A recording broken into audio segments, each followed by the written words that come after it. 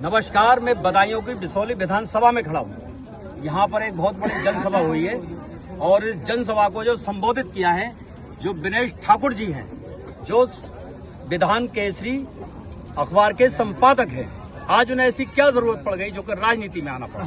वो हमारे साथ हैं, हम उनसे बात करेंगे और जानेंगे कि आपका क्या उद्देश्य है राजनीति में आने का। नमस्कार सर।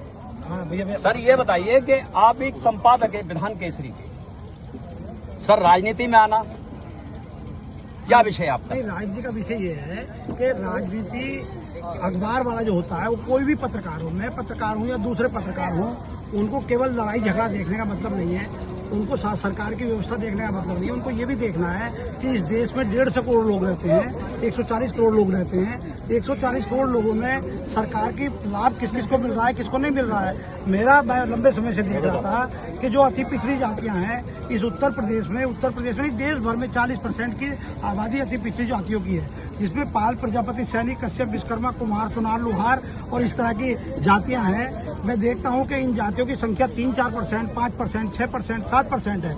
लेकिन कोई पॉलिटिकल पार्टी जब वोट आता है तो इनके वोट की बात करती है, इनको अपना बताती है, लेकिन जब टिकट देने की बारी आती है तो इनको किसी को अलग अलग जनसंख्या में गिना जाता है। किसी को पाल को 3% बता दिया जाता है, कह दिया जाता है कि भैया तुम चुनाव नहीं जीत पाओगे।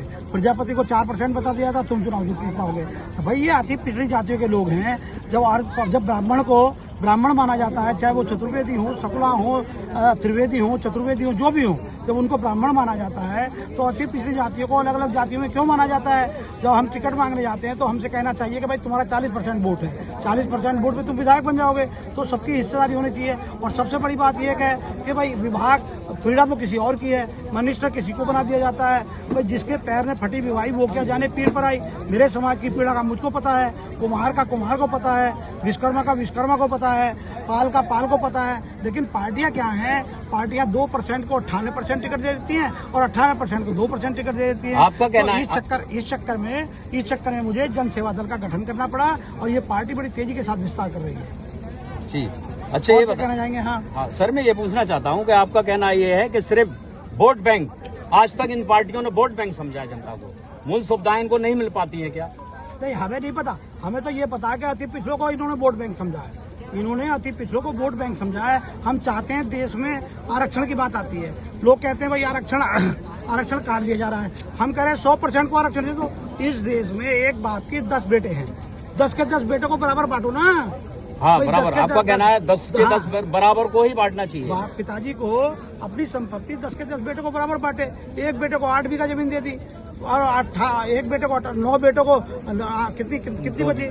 2 बीघा जमीन दे दी। तो ऐसी स्थिति में तो अन्याय हुआ। पिताजी अगर अपने औलाद के साथ अन्याय करेगा तो ये ठीक नहीं है।